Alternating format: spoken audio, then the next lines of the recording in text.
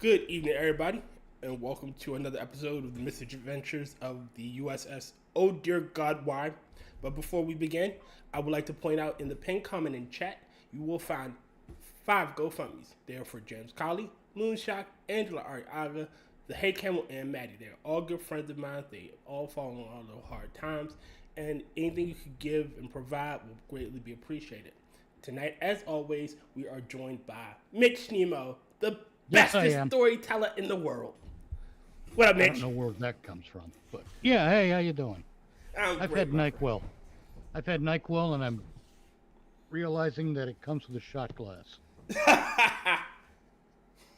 and probably with damn good reason. Basically, it's got me drowsy and out of language words. out of words. You can't, Yeah. you can't word good. I can't word good for the talk. Fuck it. Don't worry. We all understand. All right. Let's see. Make sure everything's going on fine. See what time is 56. All right. So. Now, where the hell are you? Oh. You are. Oh, you're still in the Delta Quadrant. Yeah. Last time I planned, I stuck there.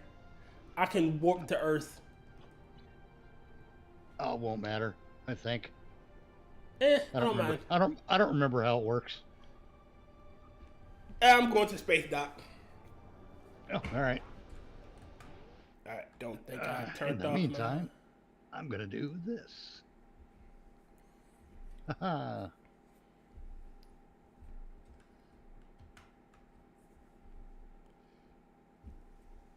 Right.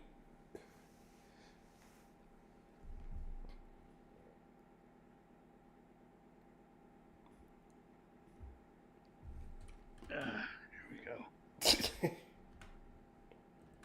What the hell is that? It's a liquid. What? I must be drooling in my coffee or something. I don't know. All right. Now. All right, you are team lead. All right. Cool. We're gonna get in trouble or something. I don't know what to do. So let's Wait, have you started the Event? Yeah. Nope. I will pick one and we can do that. Okay. Wait. Before we do that, I better start my stream. Okay.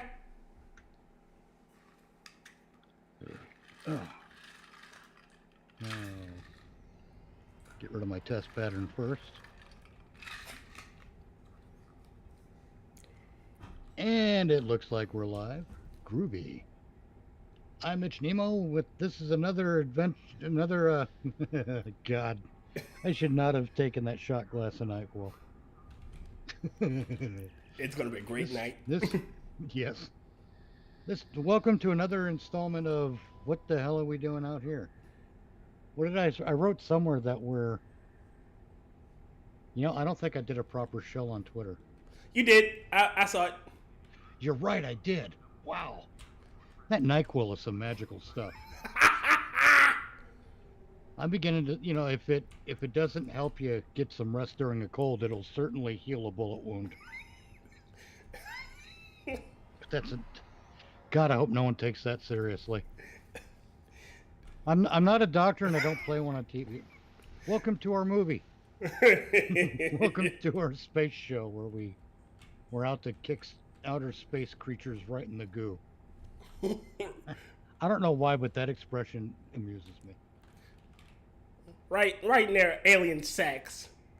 There. But let's see. We've got an event to do today to get tier up to day 1 because it just started today. What do you think? Let's do the Tholian one. What do you think? Sweet, we can do the Tholians. I fucking hate the Tholians. So do I, but at least this isn't like the recent event with the Tholians. Mm-hmm. This is actually a decent red. This red alert is better than the task force operations. Okay. Oh God, I may even load into it at a normal rate. Oh Lord. Oh, we don't know what to do now. Wow. All right. And no time gate at the beginning of these either. Man, people are jump right in and shit start blasting. That's what I like. Yep. Abso-friggin-lutely. Like, hey, get over here, you Tholian recluse. There we go. And for viewers who are viewing, I am using a different phaser loadout than normal. I'm using the phasers from the Discovery stuff, which look more like they look more like cannons, phaser cannons than phaser beams, but they're still beams, still classified as beams. And I'm also using different carrier pets. I'm not using the Peregrine fighters. I'm using the whatchamacallit space drones that fire the blue Discovery space lasers. You know the ones. Mm-hmm. Yeah. And I'm using different torpedoes as well. Still photon torpedoes, but there you go. Yesterday on your show, I put into chat that I wish that we got the Clown Trio should have been there for more than one episode together. You know, I agree. We should have gotten Kang, Koloth, and Core for at least maybe 4 episodes where it's each of them dying at a different point, leaving Jadzia to be alone. You know? Yeah. You know, essentially her brothers, for lack of a better word, are all dying in this war. And I think it should have been Kang dying against the Defiant. It should have been him as a captain fighting the Defiant and Jadzia on the Defiant. You know, I don't want to hurt you, Kang. Surrender, and him not surrendering. I can see that. You know, and him saying, I will die with honor, and I hope you die well, brother. And that should have been the first death. And then have Koloth die protecting some Federation asset. And then keep Core death the way it was. I could see that. You know, it... Exit. There. You know, that being said, it would have given them all good arcs. You can even have episodes where they've come back, like the shit with the Batleth, sort of Kalis. That would have been amazing with, you know, Kang, Koloth, Core, and Worf and Jadzia. Oh God, yes. You know, that would have been amazing, especially with, you know, Koloth essentially going blind, you know, Kang being the stoic one, like, no, we shouldn't take it, and then having Core and Worf fighting over the blade. Yeah, that would work. You know. So, hey, Maddy, you can pop it. Oh, she said, Maddy just put in chat, she'll pop in after dinner. Oh, right on. Groovy. Sweet, Maddy. But hey, Green Badger. What up, Green? Again, it was a missed opportunity. Yes, it was. Let's speaking of opportunity, we got to find something to shoot. You're in command, Captain. I'm working on it. Wow, I'm gonna try to select the fun task force operations. Okay. If I can find them.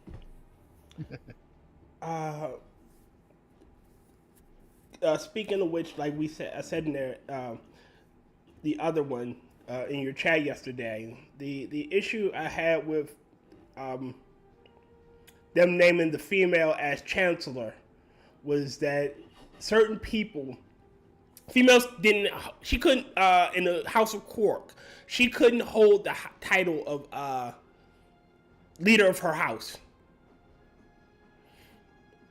Like right, except under circumstances. Yeah, special circumstances, which it counts. Like if it said if her husband died in like honorable combat, then her house would be dissolved and she would lose all her stuff. But if he killed himself, then he's special circumstance. Right. And my issue was that having a female chancellor kind of goes against what we've established for the Cleons. Like a little bit. Like if a woman can't lead a great house, how can she lead the empire? Right. And again, oh God, that whole episode that I finished yesterday just, oh God, it's terrible. Well, for one thing, it's the Klingnots. The Klingoffs. Yeah, they're not Klingons. And again, it expects you to care about things that you're not going to care about. It uses established things that you do care about to lift up this character Jula that you have no reason to care about. Not an interesting character. She by the customs and traditions of Klingons, she has no honor. She did not do anything honorable in that episode. Agreed. In that episode arc, rather. And yet all these Klingons come running to her side in this Klingon Civil War. It's stupid and it's bad writing. I don't think they should have turned Jim Pock into this. Like, all right, so for the last couple of on-screen Klingon counselors or high chancellors, they've either been self-serving assholes. You had Kim Pock, who was a self-serving asshole. You had what was his name, Galron, who turned into a self-serving asshole. Martok was pretty good, but you don't see him as chancellor. It ends before you can see his reign, and then you have Jim Pock in the game. Right. I think they should have kept, with the tradition of Martok having a counselor who actually cares about the Empire above his own his own desires. Instead of technically, arguably, Jim Pock did care about the Empire more than he cared about his own personal honor or glory, because Jim Pock did shit for the good of the Empire, or what he thought was for the good of the Empire. Okay. He even said that the phrase "for the good of the Empire" should be his epitaph. But, in the end, he realized he was wrong. The thing about throwing Moog under the bus to save face for the House of Duras. Mm-hmm. That was a mistake. And he thought it wasn't a mistake at first. But, I mean, it's an interesting thing, because when you look at Worf tries to be the epitome of Klingon honor. Right? Yes. And I think that's because he wasn't raised among Klingons. He was grabbing hold to a culture that was his by his birthright. But not by birth connection. Yeah, he didn't really have a first-hand serious connection to it. Okay. But he made it his own, and that's fine. But he appropriated it, if you will. But I think he may have been Klingon honor he was professing, but it was human honor he was practicing. Like, being selfless in a sense, protecting the weak and those he viewed as, lesser. He didn't go out his way to beat up on an opponent. True. And it came off more as human honor that he was using, or he blended Klingon honor with human compassion.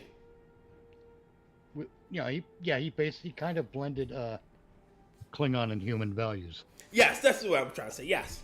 So in a sense, I don't see him as the epitome of Klingon honor, because it's not Klingon a full example of their honor.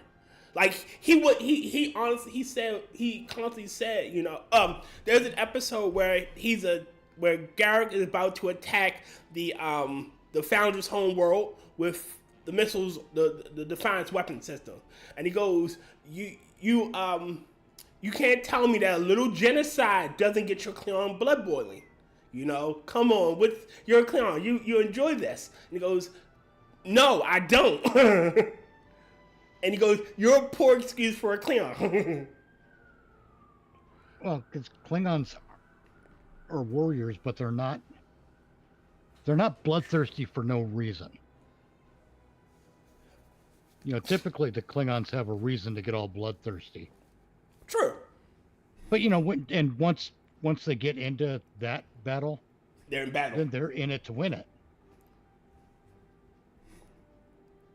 You know, once the thing that triggers their bloodlust is a going concern, they're not going to back down. Not easily.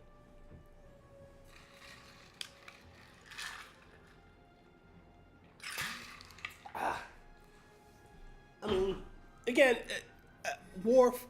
I would love to see Chancellor Worf.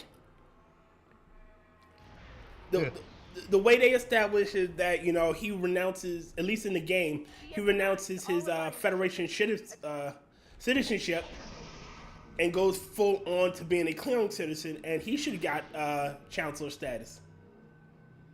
I don't know. Because that was after his house was dissolved and he joined House Martok. True. But he was also technically Martok's one brother, and maybe he could have leveraged that. Maybe, yeah. Hard to say. Well, yeah. I forgot that I'm in a carrier again. I got used to the price of liberty. Oh, you trying to do saucer separation? No, I don't have to do anything as far as preparing with that ship.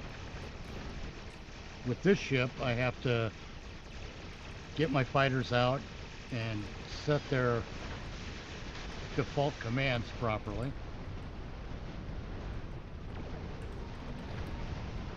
Right. And it's a bit of a thing, you know.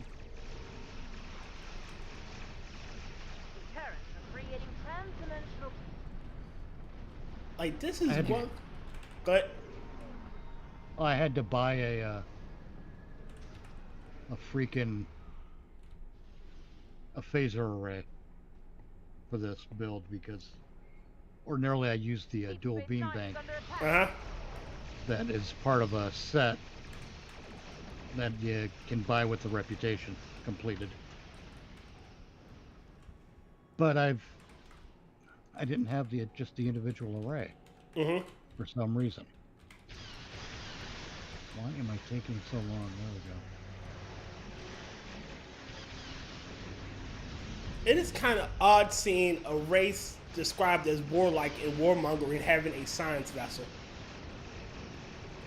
Yes, but how else do weapons of war get created if not through science?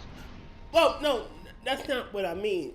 All right, so it's okay to have I'm pretty sure the Klingons have a science division, but I'm pretty sure they wouldn't dedicate a complete another warship to just being science. No, probably not. Yeah. It would probably be a bird of prey that can do sciencey shit, but it's a military vessel. Yes. And to have the Terrans have, you know, to say it's the Terran science vessel just kind of throws me. A bit, but I mean, you know, the Terrans came up with stuff that the Federation did not. Like the Agonizer. True. The Agony Booth. And, you know, that's not to say that current Federation couldn't. They just didn't. I bet you anything that the Federation, our Federation, could indeed develop a bit of technology, especially by the 24th century, that would target each or that would exclusively target the nerve endings without causing any damage. It wouldn't surprise me. Hell, the Section 31 in DS9 created the virus that fucked with the changelings. So Yes. Green Badger asks, didn't Galron turn out to be a changeling? no, it was Martok, and it was Martok. Martok was the changeling. In that two-parter, yeah, it was Martok who was the changeling. And no, Galron was just Galron turned out to be a politician. Yes. He put his own glory above the Empire. Essentially. Like having Martok do dangerous raids and shit didn't win the war. It wasn't going to win the war. It was just going to squander ships. Right. You know, resources that could have been gained just because, oh, well, Martok's gaining favor in the eyes of the Empire. He could challenge me. And Martok didn't want it. Right. And yeah, that was Galron's entire concern, was that Martok was getting too popular among the military. Yeah.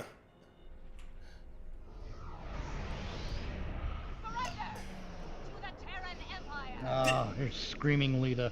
This is the dumbest thing ever. What? Transporting an entire space station to a battlefield? Yes. Lower your yeah. defenses and surrender. Like.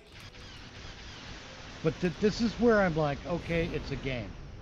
Yes. But so even I get it on that level, but it's bad writing. I mean, I could see if this wasn't a clone of DS9, maybe it was a smaller station, like an orbital platform that could house troops and ships, like a giant fucking ship carrier. Yeah. You know, makes sense. It's highly mobile. It can do what DS9 can't, which is move, and you can move it in attacking distance of DS9 while you're launching your ships. Yeah. Perfect sense.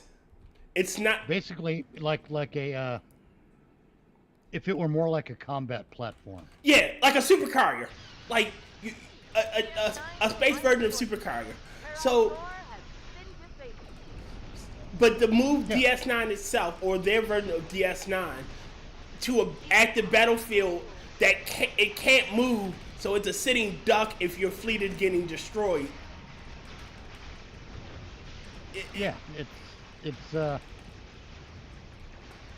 It's a weird flex. Let's put it that way. Yeah, it really is. Like it's squandering a valuable. It's like wagering a castle for a moat. Right. You know.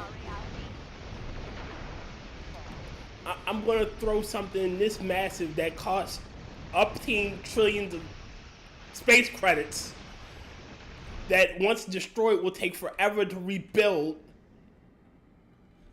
Now, if they control the system, like if they'd have done this after they control the system, makes sense. Yes. All right, we'll move our DS9 into old DS9 spot and control it from here, and we can use this as a jumping off point to attack the Federation or surrounding space. Makes sense. Yep. But you don't control the battlefield. Nope.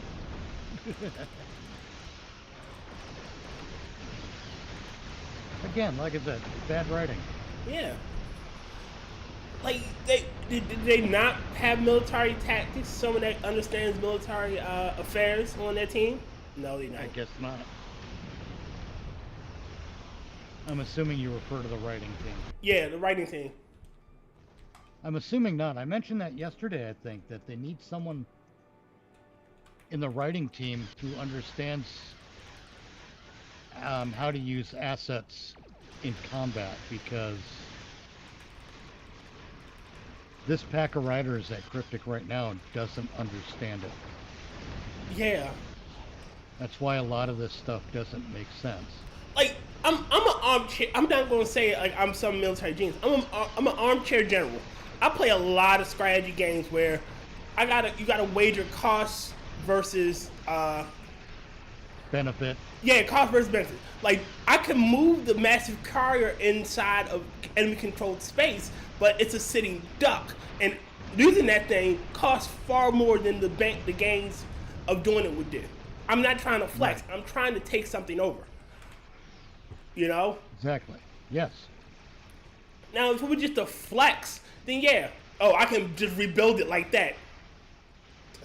All right, let's throw this super carrier at it. But logistically, this would be Lita would be killed the moment she returned to her space. Oh yeah. Like you threw a space station at a battle that we didn't control. You're dead.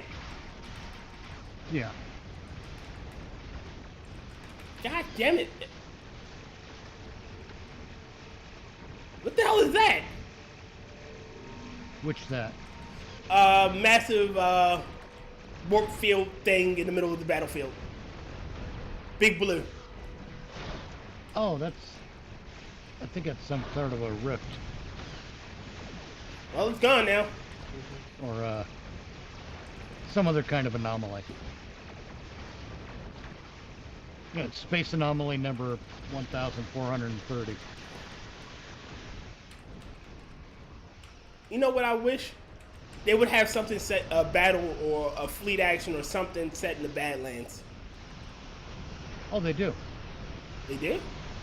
Yeah, there's a battle zone there.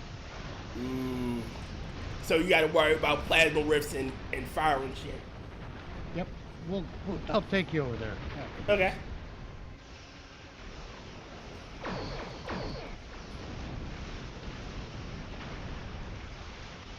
Ew.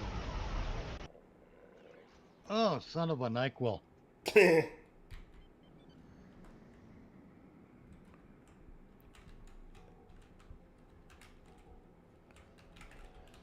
Alright, so what I said was going to... Did you hear about the Silver Surfer being turned into a chip? Yeah. Thoughts? I'm not going to watch it anyway, so who cares? That's true.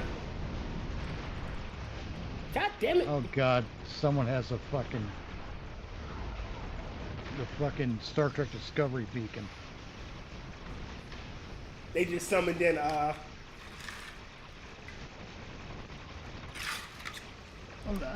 think it summons something, but it also launches that blinding light, so you can't see anything in the game anymore. Again, that's another example of bad game design. Coming from Terok North. Okay. I guess I gotta get closer to DS Not. I keep wanting to call it Empok Nor instead of Terok Nor. I want to know why they call it Tarak Nor anyway. Put you in your place. Because in the mirror universe, it never got its name changed to Deep Space Nine. No, that's not what I mean. Again, even with the subtle changes, it shouldn't have the same. Well, it depends. For all we know, I do know that it's a Nor class space station. Mm-hmm. That also serves as a processing facility. Well, that was easy. You haven't seen the last of me. And as far as we know, Terok is Cardassian for Bajor. Okay. So Terok Nor might be Terok the name Nor in has many been universes. sent back to the mirror universe. Oh, okay. Terok Nor has been.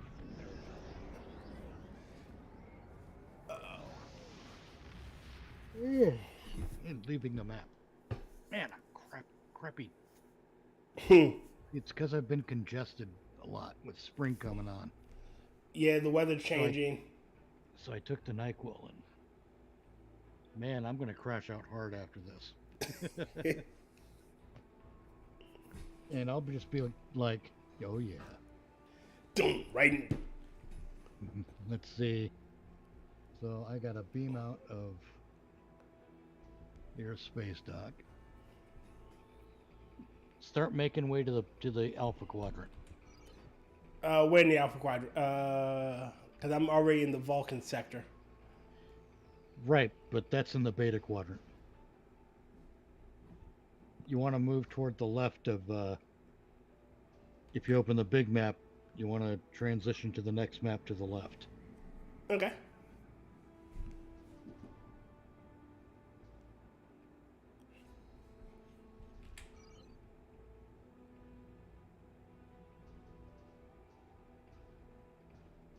Oh, sweet hell.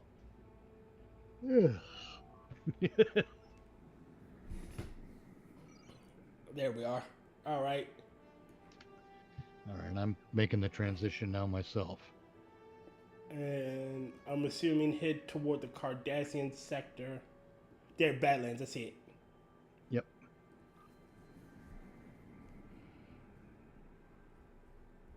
And if you got quantum slipstream, hit it. Or just hit the above your speed meter thingy. There's that button you can press. I have it. I have a quantum slip. That'll activate your quantum slipstream is all I'm saying.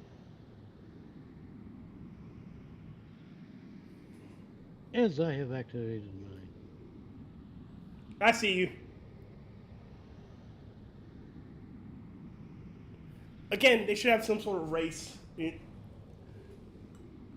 Get to here in like 5 seconds. Get to there in 10. And I completely overshot the Badlands.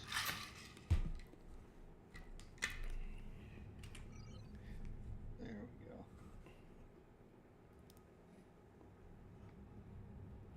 Let me know when you're...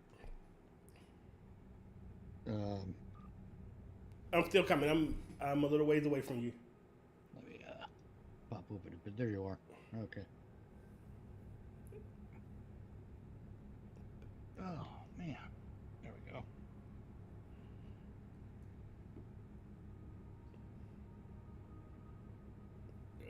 Going through this So Kathy. Go ahead. I just finished rewatching Street Hawk. I don't know if you remember that show. No, sir. Oh, well, what happened was after Knight Rider, after Knight Rider's when we got a bunch of TV shows with the high-tech vehicle. Okay. You know, we got Blue Thunder, Airwolf, and Street Hawk, which was a motorcycle. Okay. And it's just as bad as it sounds. What? So did the Street Hawk motorcycle talk? No, it wasn't that high-tech. Well, you know, it you could do a turbo. They all had the same thing. They all had the turbo boost, the silent mode. You know, they all had that kind of shit. All right, entering Badlands Battle Zone. Yep. All right. Here you don't really have to take a. Welcome to the Badlands. I can't think of the words. You don't really have to take an assignment. Oh, okay. And we've got to wait a minute and a half for the bad guys to zoom in. You don't have to take an assignment. You just go out and shoot enemies in the battle zone. Okay. And there are other tasks that you have to perform where the enemies are popping up. Wow. Like in one you have to disable satellites that are helping to create rifts for the enemies to pop in. In another, you have to disable a force field so you can blow up a thing. All that kind of nonsense. I like the callback. The Malinche. Oh yes, the Malinche. I can't remember that captain's name. I don't remember the captain's name either. He was such a one-off. Right.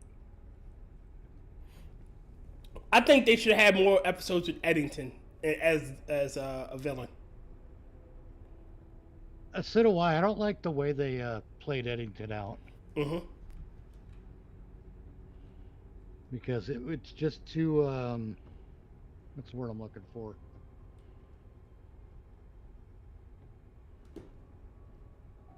I didn't like that they made him too much a literary reference.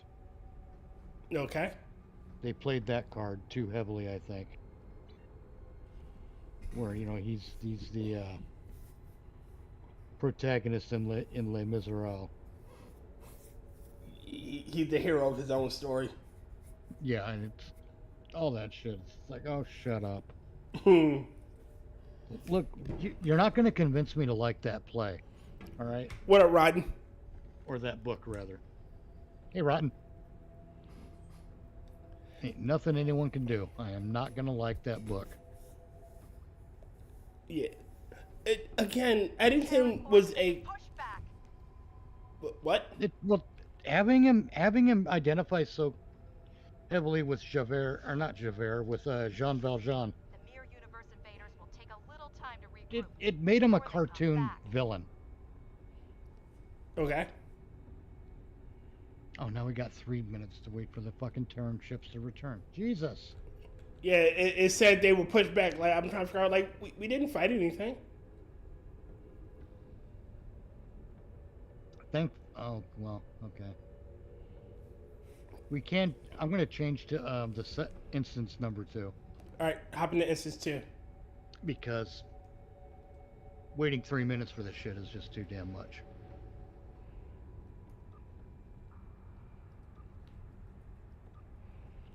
All right, transferring to instance 2.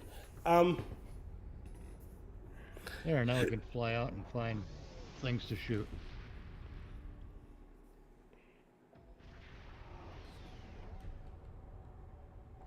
Oh, there you are. There it is. Yeah, having him, like you said, identify with the card. Plasma control area. Attack the plasma control base and use the auxiliary Station's satellites metaphasic when it shields have brings its dropped. metaphasic Focus shields fire up. on the plasma Destroy control the station. station to control. All right, that's enough of that shit. Yeah, all right. But what I was saying was having him appear in more episodes. Like, he knows all their security protocols. He should have been more of a threat. Oh, yeah. You know? And, they played him up as such for a minute. Station's drawing power from an auxiliary satellite. And to have him, like, break his cover for replicators makes zero sense. Yeah. Well, these were industrial replicators. I get that they were industrial replicators, but it still should have been something a peon does. Focus fire on the plasma control station. You know, Yeah. it should have been him. It should have been like sort of like him feeding the Maquis information and having them conduct these things and having like Odo and someone else figure out like, hold on, how are they beating us at every turn? Right. You know, and then have where though Odo is suspicious of everybody. Like, he's going through Dax, he's going through, trying to clear Dax, trying to clear everybody, like narrowing his suspects down. And have Eddington is working with him, secretly trying to frame somebody.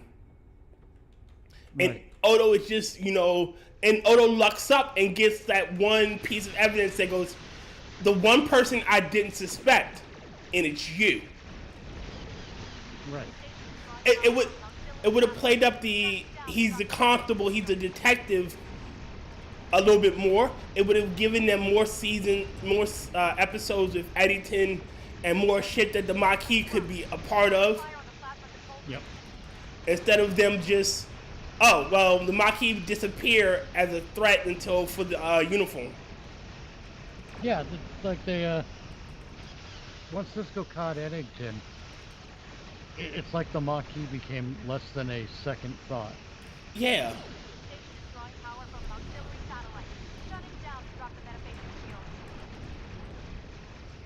You know, so essentially it kind of they really fucked up with Eddington.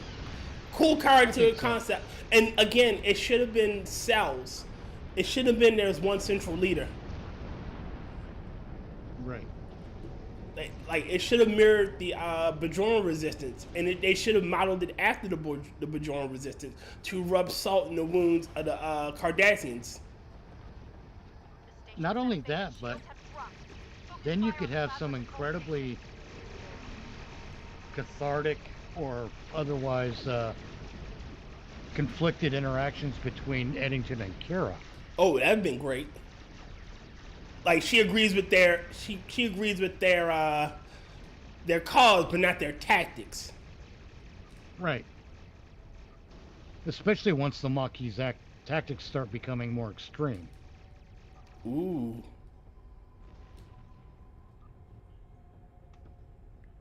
Yeah. And I mean, because Quark himself had pointed out that humans are lovely people until their creature comforts are threatened. Yeah. They're kind, they're giving, but you take away, you know, their sonic showers and their creature comforts, and they'll become just as nasty as any clown. Yep. And it would have been that it would have given Quark the opportunity to look at Nog and go, see, you know. Yeah, because Nog sort of had a rose-colored. Before he got his leg blown off, he kind of did have a rose-colored view on things. Yeah. You know, oh, humans is just this great race. When they did, and Quark pointed that out in an earlier episode. Like the Ferengis never had slavery. Yeah. Like you think we're bad because you used to be us. Well, we never did half the shit y'all did. Yeah, right. You know, when Quark points out that the Ferengi never detonated atomic weapons within their own atmosphere. Yeah.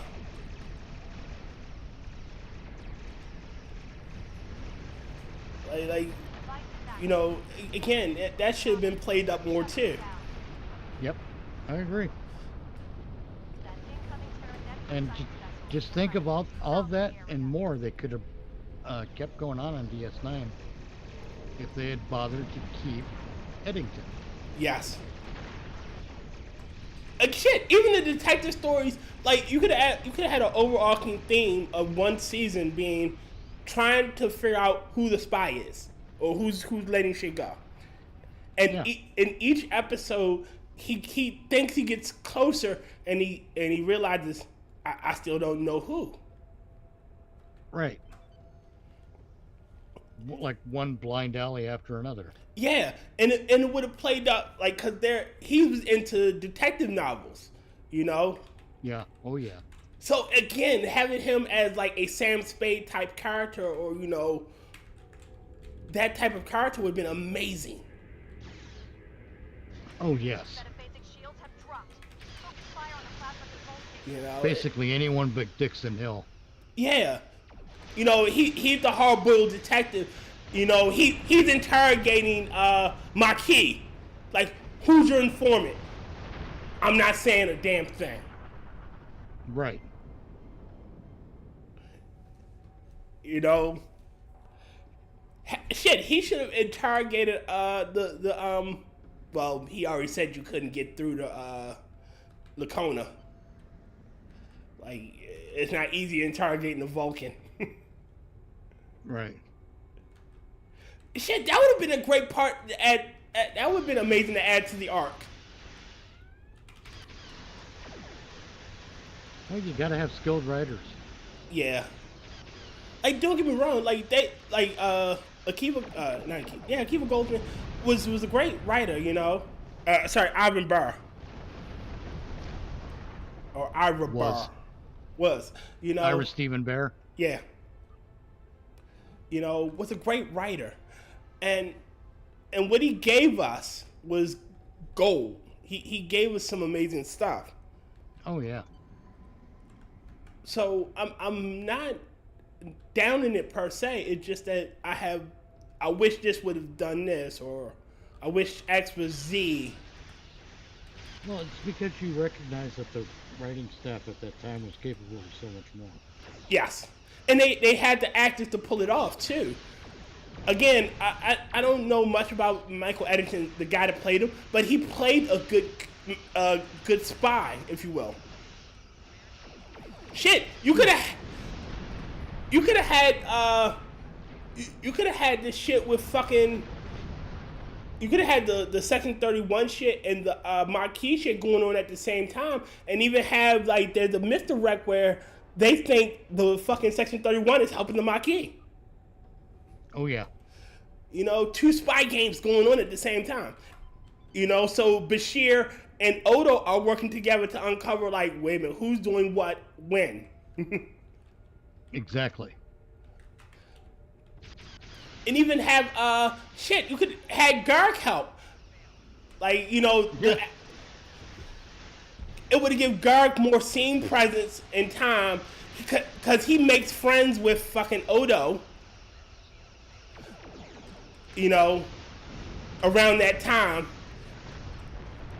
So you Right. could have had all them meeting, and like, you know, Odo's security office, like, what do we know and what's going on? You know?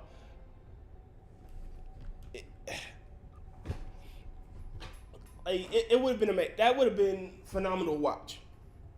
It would have.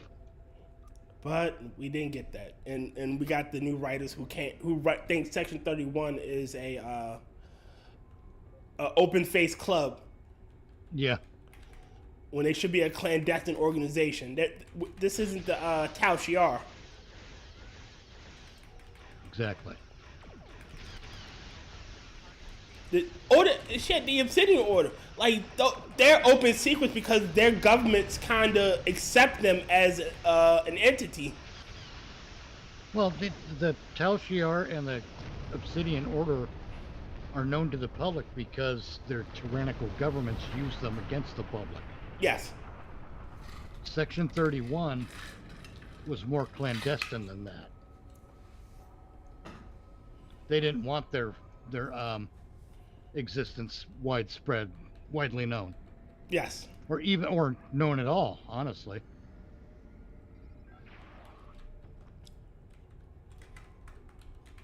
But the current group of writers for Star Trek seem to think, oh no, it's okay. Like they don't behave like a clandestine organization. No, they don't. With their own special monogrammed, Section 31 monogrammed equipment and ships. For some reason. Mm-hmm. Again, you shouldn't know. It's like Red Squad. You shouldn't know who Red Squad is. You shouldn't know who Section 31 is because they blend in. Their operatives are everywhere. Yep. The only time you know about them is when you need to know about them. Hell, I'm willing to bet that Red Squad and Nova Squadron were basically established by Section 31. To seek out recruits. Pretty much to see who can keep a secret and who can't. Hell, And on that basis, find someone that they could recruit. Hell, I honestly think Sloan should have been a member of Internal Affairs. Like, they should recruit from each department or each section, and he should have been an actual member of Internal Affairs who goes down and literally tracks potential recruits and someone he thinks can be in. Like, all right, this is the test. I have the authority as Internal Affairs to test you, if you will. So internal investigations and shit like that. So he didn't need to do the clandestine, this is the secret thing.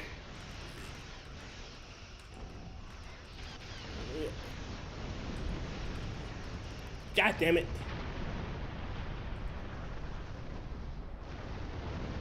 And for being not being fire at well, I can't think of what it's called. Feedback pulse. Rotncorpse, really quick. Something's wrong with my shower chair, so I don't have a skin condition, or at least weird things with my water temperature. Again, he writes, the Star Trek writers messed up when stopped adding high green alien women. Yeah, they did that too.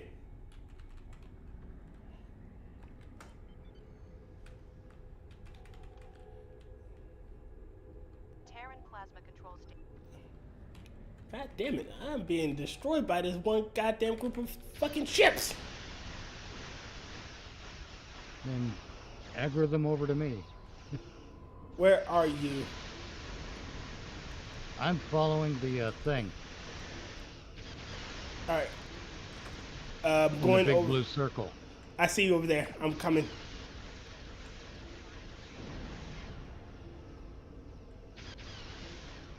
Alright. Come on, reinforce the shields.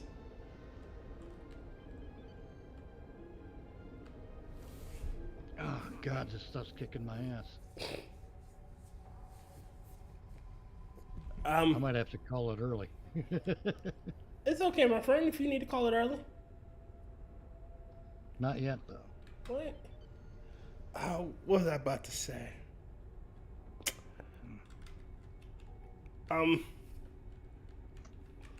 I wish they would do more with. I wouldn't mind a series set in the academy, as long as it's not about teenagers. Well, I wouldn't enjoy that, honestly. Because it would have to be about teenagers. Oh, let me get a drink here.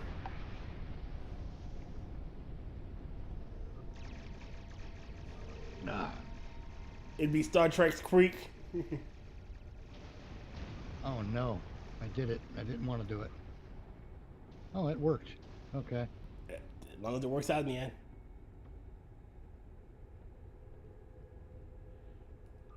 Forgot what I was going to say, though.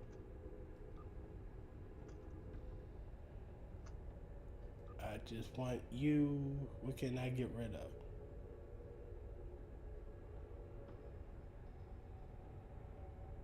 Because now I'm... I can... Go ahead. Apparently I can chit-chat or play the game, but both is a challenge. I can do one or the other, but I can't do both.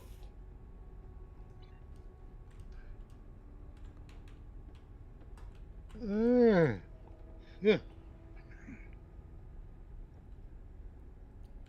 Yeah, we know. All right, there we are.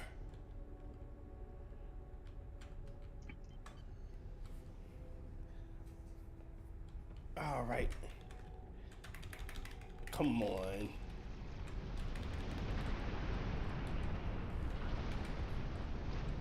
Space junk. Collecting space junk. Oh, damn it. There we go. No, there. Hey, I'm facing the wrong direction. Watch out. The Terra Nebula class science vessel will use repulsors to keep you away from the satellite.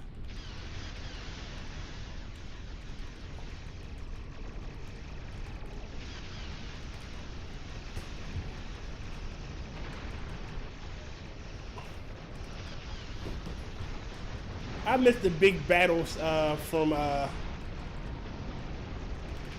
original series and whatnot, where you got tons of ships firing at all cylinders, all directions. That never happened in the original series. Having a big battle. Not like that. They couldn't afford it. Well, yeah. I still liked Would it. have been though. nice to see, though. They tried to show us that with Discovery and what's the other one? Strange New Worlds, but it never comes off right because they're new trekking them. Yeah.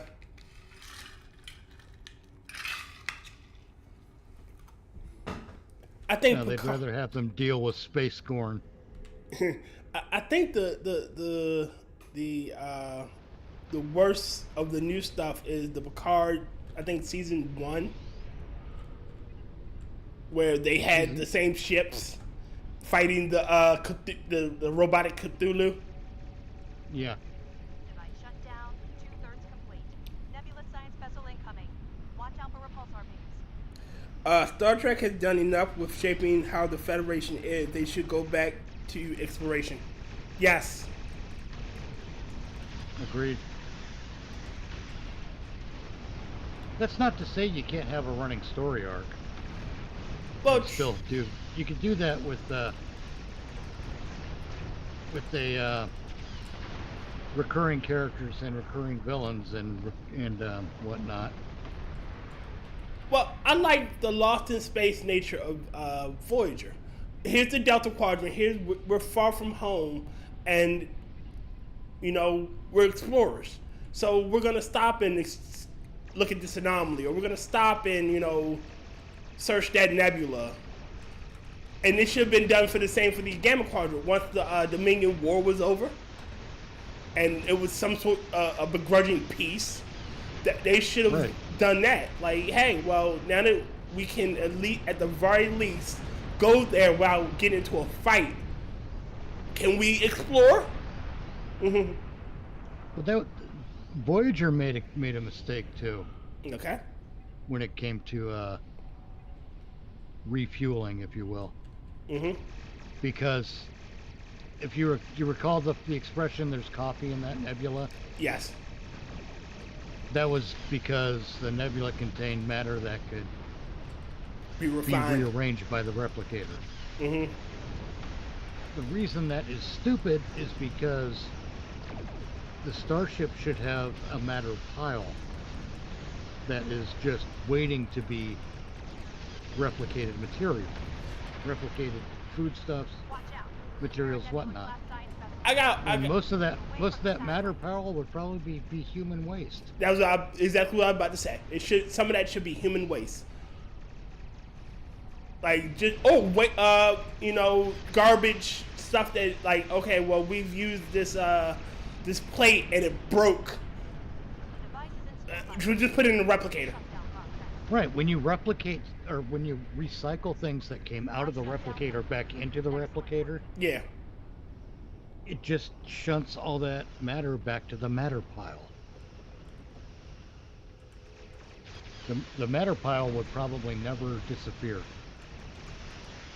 Yes. probably never run out unless someone's being really Stupid. okay, that works. I mean, hell, shit. You could fly by a comet, a rogue asteroid, and go, okay, well, that's matter. Nebula class science vessel. Yeah. The Bassard collectors. Yeah. You go through any nebula and collect all the gases until you have enough for the matter pile.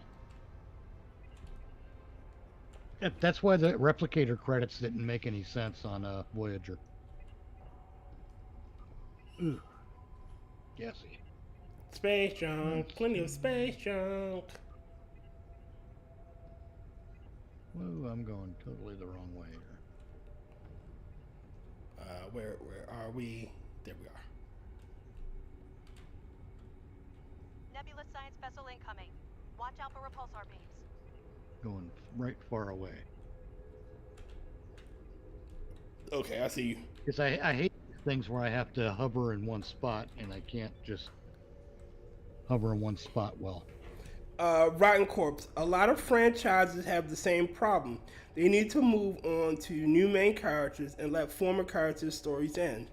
Agreed. Yes, I don't. absolutely. I didn't want to see an 80-year-old John Luke trying to be 40-year-old John Luke. I get that you want to tell, like, oh, well, in the intervening years of John Luke's life, he was an admiral and he retired to his family's vineyard. Okay. Geordi had children, and here is Geordi's daughter. Okay. I'm cool with that. But the focus on the old characters without making the new ones. But you got dog shit new characters. Yeah, the new characters are never interesting. Like fucking They're Raffi. always- Yeah. Uninteresting. Wait a minute, but I you're. feel- Go ahead. I feel bad for Michelle Hurd because she's actually a really good actress, Mm-hmm. but she's stuck being diversity hire number 16 for Star Trek Picard. They didn't hire her because of skill. Yeah. They hired her because diversity. And everyone knows it. She probably knows it. And so Raffi's story or character arc makes no sense. She goes from being this decorated adjunct to the admiral, I think his first mate, to essentially a drug addict living on a mountain. You know, in any other situation, she'd have probably gotten a commission somewhere else, even if it was just on a fucking freighter as a freighter captain. Oh, maybe. Hey, Maddy. Hey, hello. Yo, Maddy. Hey. We I'm hitting the wrong button. we were just talking about crappy characters from New Track. I haven't really followed these sections. I would have to mainly listen. You're not missing anything. It ain't yeah. Well, it's the writing is it's they try to force drama on the viewer, Oh. and that goes for this game too. Yes. Because the writing, the story writing, is trying too hard to not be a video game. But it is a video game, and it's a combat simulator video game. Stop pretending to be high and mighty about scientific and exploration departments and all that shit. Because we know. Get rid of the fluff and just be the game. Yeah. Well, because there used to be ways to write for a game that didn't ignore the game. Yeah. Oh, yeah. And regular Star Trek feels like it is loaded with opportunities to do just that, but they're too interested in reminding you that the game is based on a TV show or something. Yeah. Sorry, I've had too much NyQuil. I'm zonking. Honey, look, my stomach decided to wake me up at 10 to 3 this morning. Ugh. Yeah, you know what it's like. Yeah.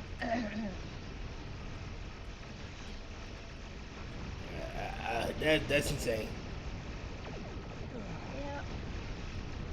Talk about getting your sleep completely disrupted. It's like, really? You couldn't have waited till I got up? Nope, you gotta go to the bathroom now. Oh, damn it. So apparently House of Horrors has this thing to where your astrological sign is who you are, is your Scream character. And since I'm Leo, mine apparently is Sydney Prescott, and I went, why am I Sydney? I quit. Wow. I don't know, in Scream, the Prescotts have caused so much damage to so many people, it's no wonder everyone wants them dead. Fuck that family. And, at this point, because it always comes back to that, doesn't it? Yeah. In fact, when they get Nev Campbell back for Scream 7, I think it is, Why is she that's coming exactly back? what it's going to be. It's going to be those goddamn Prescotts and the shit that they've caused again. Why are we making a Scream 7? Because there's still money out in the world. Yeah. Isn't this cow dead? Like, isn't the milk sour? Oh, you would think so. It's like the Saw franchise. Technically, they're up to what? Stop that. 50 billion? Something like that. You gotta count that Spiral is technically a Saw story. It is a Saw spin-off. I was watching NCIS last night, and somebody asked, Oh, Gibbs asked our dear Abby what she meant by Friday the 13th because he doesn't watch movies apparently. So she tried to explain the entire storyline and he ended up in space. And Gibbs just looked at her like, how is this possible? And she goes, I keep watching it to see if they'll explain it. Cause they thought of a new gimmick and they wanted to try it out. Yeah. Basically. Yeah. Like, instead of having him be Jason on Earth, he went to space, which makes him... Then there's a death bot. What?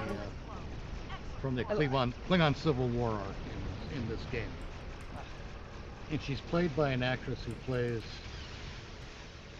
the part on Discovery, I believe. But she is just... She's an unremarkable actress to begin with, but her acting cannot even defeat her accent. Ouch. Ooh. That's not good. I was like, every time I bring up Friday the 13th with Mom, she goes, isn't that thing that got resurrected by a lightning bolt because the only thing left of him was his pinky finger or something? Not quite, but yeah. Yeah. I mean, his whole body was in the coffin. Yeah. And you know, they did Frankenstein's monster him into being with a lightning bolt. Yep. With my mom, because I remember the only one that we watched was like, to this day it boggles my imagination, but it's like the head comes off, it rolls down the hill, and as it's rolling down the hill, Mom goes, "Oh, that reminds me. Have you taken the clothes out of the dryer?" Really? What does the bloody head tumbling down a hill have to do with the laundry? She's tumble dry. I like your mom. She's an amazing woman. Alright, I am transwarping back to Earth Space Dock. Funnier still, when they went to commercial, the first commercial was a Woolite commercial. I went, now that would have been appropriate. The reason I'm transwarping back, sorry, Maddy, real quick, is because now I'm not blinking. I'm actually shutting my eyes. All right, we can stop, my friend. No, I mean, I if I stop, there's no reason. Doesn't mean you guys have to stop. Well, the whole point of it was to hang out with you and shoot some bad guys. Oh, that's true, but I'm sorry, but I'm NyQuil. Right? Dude, again, it's all good. So this is a short episode, but hey, next episode will be a long one. Yep. Maybe. I mean, Stuck in before the end. Ha ha ha. I gotta tell you, this certainly feels shorter than the story content. Oh my god. No, I'm sorry. I harp on it while I'm doing those streams. If I can figure out a name for my new thing during the week, I may jump ahead on that project. My new thing is going to be watching fan films during the week. Okay. Because I don't need to get permission from like MGM. Fan made episodes. Yeah, basically, I could do all of I could do a whole bunch of the Star Treks. Holy shit! Mm-hmm. Whole bunch of the Star Wars fan films and any of the superhero fan films and slasher horror fan films. I could do all kinds of that stuff. Mm-hmm. And it's going to be just like Growing Up Nemo, where I'm doing commentary and halfway MST3K'ing the hell out of it. But honestly, because shit, Tommy Wiseau's The Room has better writing than this game at times. Oof. That's not good. That's not. Oh man. It's at least engaging. You're tearing me apart, Mitch. You know, when Tommy Wiseau is that exact scene, actually, you're tearing me apart, Lisa. When he's overacting. Yes. And hoping that the fans will commit to the premise, or the viewers will commit to the premise. It's easier to commit to his premise than to the premises on display here. Right. Oh man, that's Give me a drink. Oh yeah. Why is the NyQuil drying me out? Because it has a lot of alcohol in it. Not That's why they tell you not to take it until you're in bed. don't take it until you're already lying down on the kitchen floor. Right. Otherwise you'll be floor Mitch, because Yes. Some people head desk, I just floor Mitch. Oh, good God. But let me do my sign off here real quick. and I'll do mine afterwards. I'm Mitch Nemo. I just mentioned things that I want to do instead of the episodes of Star Trek Deep Space Nine during the week. And I mentioned my weekend thing, Growing Up Nemo. I don't know what to call the weekly thing, the weekday thing. I'll figure it out. But that wouldn't end the Thursday Star Trek with Tier, because why not, man? But, if you like this kind of content, please like, share, comment, and subscribe. And until next time, this is Mitch Nemo, signing out. Wait, maybe not. Oh, yeah, this is Mitch Nemo, signing off. All right, ladies and gentlemen, thank you for coming out and watching us yet again. If you go to the pinned comment in the chat or in the description, you will find 5 GoFundMes for my friends James Colley, Andrew Arreaga, the Hey Camel, Moonshock, and Maddy. Maddy, show yourself, please. Oh, hi. I'm Maddy. You can find me on houseofgeek.net because .com was taken. That's my business slogan. You'll find all the links to all my channels and all my writing stuff on that website. No, you don't have to register to read anything, and no, there isn't any pay-gated content because I don't believe in that shit. So, if you find the links to my YouTube channels, please subscribe to all of them. I rant, I play, and do all kinds of stuff. I'm trying to get back into content creating again. We'll see what that does. And my GoFundMe is for my deductibles for my cancer treatments because fuck cancer and all that like that they're in. Oh, that like that they're in. All right. We will be back next week, Thursday, around this 6 o'clock Eastern time, and hopefully Maddy will join us. You can find me during the week doing various game streams, and you can find me on Saturday nights where I have the midnight show. This week's guest will be the Frothy Glass, and the week after that will be Maddy. So you can look forward to that. All right, everybody. See you when I see you, I guess. Bye-bye.